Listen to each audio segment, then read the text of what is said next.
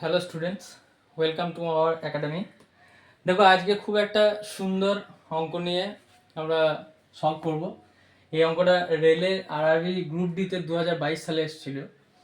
তো বলেছে যদি 4+4n+5 সমান যদি 260 মানে 260 হয়, তবে 5n+3 সমান কত বের করতে হবে মানটা।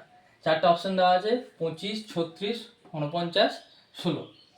তো তাহলে আমাকে এখানে n এর মানটা বের করতে হবে। তো চলো প্রথমে এই ইকুয়েশনটা দেখা যাক। 4+4n+5 = 260। ঠিক আছে, আমার দরকার এই পার্টটা। এইখানে n এর মানটাকে আমাকে বের করতে হবে, তাই তো? তাহলে আমি এইটাকে এইদিকে রাখবো, তাহলে এই 4টাকে এইদিকে নিয়ে চলে যাব। তাহলে এইদিকে চলে গেলে কি হবে? -4 হয়ে যাবে।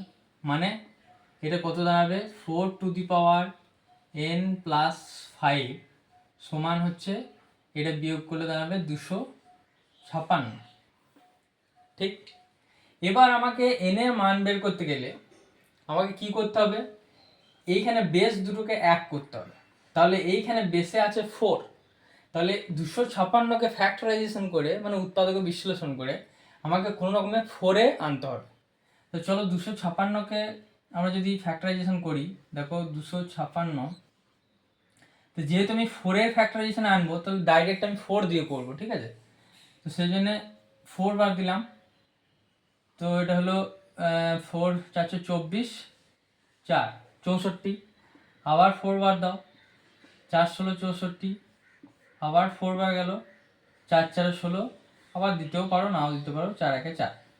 ঠিক আছে, তাহলে এই 256 মিনস কি বেরোলো আমার? 4 × 4 × 4 × 4। ঠিক আছে, আমি আবার লিখেই দিচ্ছি এখানে। তাহলে 4 × 4 × 4 × 4, মানে এটাকে আমি কি লিখতে পারি?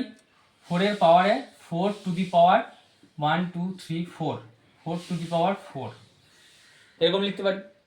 ঠিক আছে, তাহলে এই জায়গাতে আমি কি লিখবো? এই জায়গাতে লিখবো 4 টু দি পাওয়ার 4।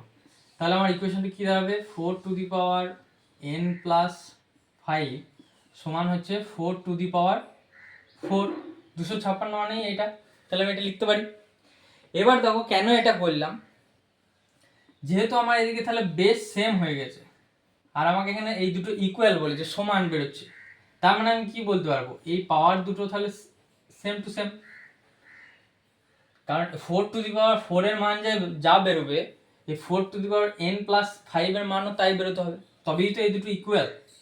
তাহলে কি এই বেসিসে আমি, যেহেতু বেস সেম, সেই জন্য আমি লিখতে পারি যে n⁵ সমান সমান 4। তাহলে পাওয়ার দুটো এই দুটো সেম হওয়া দরকার। এখান থেকে আমি n এর মান পেয়ে যাব, যে n সমান কি হবে? 5টা এদিকে চলে যাবে, তাহলে হবে 4 - 5, মানে হয়ে গেল কি? -1। তাহলে -1 পেয়ে গেলাম n এর মান। এইবার আমাকে এই ইকুয়েশনে n এর মানটা বসিয়ে দিলি, অঙ্ক শেষ। দেখো 5 টু দি পাওয়ার n+3, তাহলে n এর মান বসিয়ে দাও 5 টু দি পাওয়ার -1 + 3, তাহলে 3 প্লাসে মাইনাসে মাইনাস, তাহলে 3 থেকে 1 বাদ দিলে 2, তাহলে সমান কি হলো? 5 টু দি পাওয়ার 2, মানে 5 স্কোয়ার মানে কত? 25।